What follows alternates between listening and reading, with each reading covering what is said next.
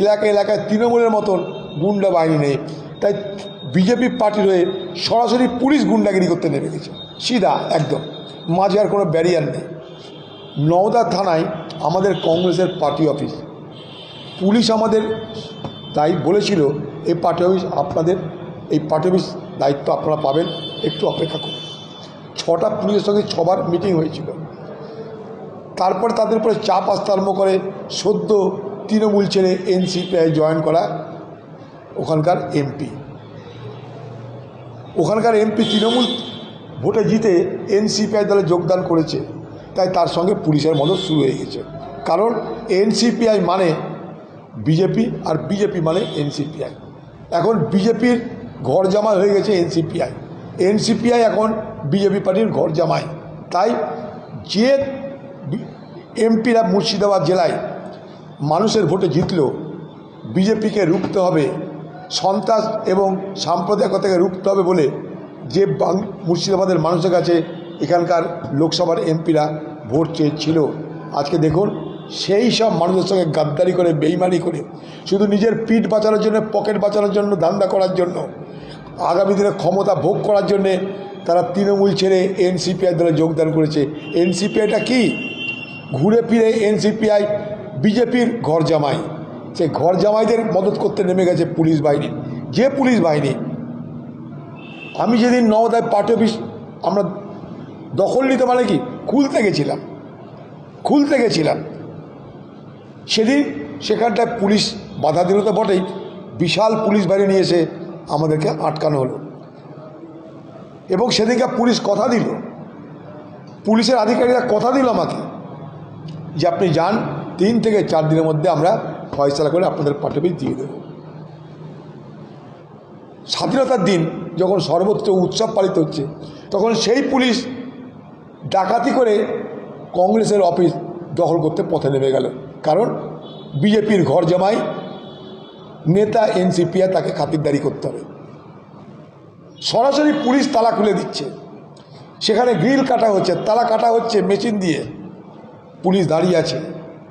সেখানকার যে এনসিপিআইয়ের ঘর জামাই, তার জন্য 7 গাড়ি পুলিশের ব্যবস্থা হয়েছে, যাতে তাকে কেউ ফুলের আচরও দিতে না পারে।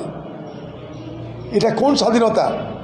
পুলিশ কথা দিল 3 থেকে 4 দিনের মধ্যে পার্টি অফিস আপনাদের আমরা ফেরত দেবো, একটু অপেক্ষা করুন, অসুবিধা আছে।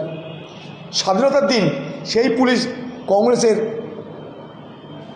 অফিস ভেঙে চুরে দখল করে দিচ্ছে এনসিপিআইকে। এটা কি স্বাধীনতা বলুন?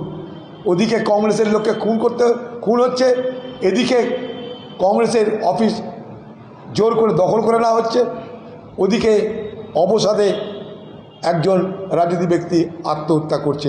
বাংলার চেহারা দেখুন খালি। আমরা প্রতিবাদ করবার জন্য যেতে চাইলাম, পারমিশন নাই। কালকে মুর্শিদাবাদের 100 পুলিশ নওদায় হাজির হয়ে গেছে, যদি আমি সেখানে যাই তার জন্যে অ্যারেস্ট করতে, গ্রেপ্তার করতে, মারধর করতে। আমাদের প্রোগ্রাম ছিল, কী করে যাব? আমরা প্রতিবাদ করার জন্য মিছিল করতে চাইছি, পারমিশন দিচ্ছে না ওখানকার পুলিশ। এ কোন জমানা দেখছি, আমার মাথায় ঢুকছে না। তৃণমূল জমানায় তৃণমূলের দুর্বৃত্তদের মস্তানি ছিল, পুলিশ মদত করত, তৃণমূলের দুর্বৃত্তরা না পারলে পুলিশ যেত।